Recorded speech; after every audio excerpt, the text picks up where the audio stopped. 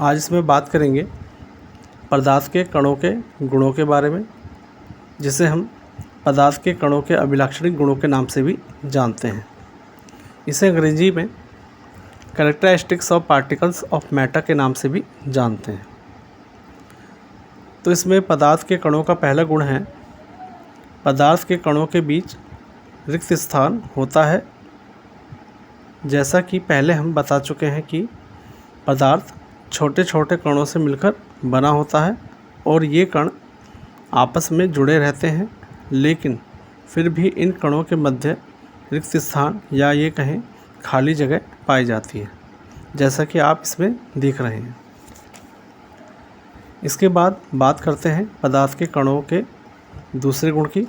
देखिए, इसका दूसरा गुण है कि पदार्थ के कण निरंतर गति करते हैं, या ये कहें कि पदार्थ के कण निरंतर गतिशील होते हैं।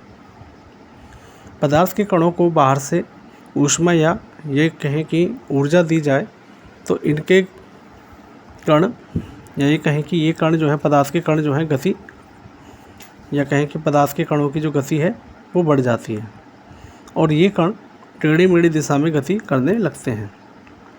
अब बात करते हैं पदार्थ के कणों के तीसरे गुण के बारे में, यानी तीसरे गुण के बारे में।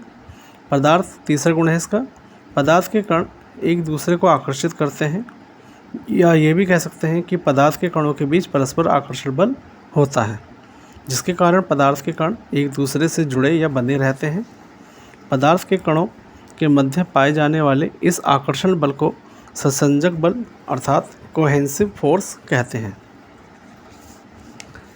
और अलग अलग पदार्थों के कणों के मध्य ये संसंजक बल अलग अलग अर्थात कम या अधिक होता है। उदाहरण के लिए जैसे ठोस पदार्थ जैसे पत्थर के कणों के मध्य ये आकर्षण बल सबसे अधिक होता है।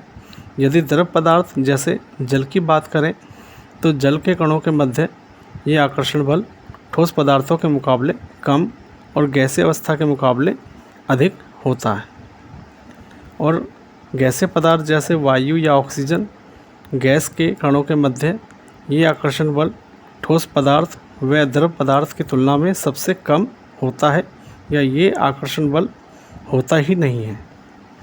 इस आकर्षण बल के कम या ज़्यादा होने के कारण पदार्थ अपनी अलग अलग भौतिक अवस्थाओं को ग्रहण करता है। उदाहरण के लिए जैसे जल हमारे संसार में तीनों अवस्था में ठोस, द्रव और गैस में पाया जाता है।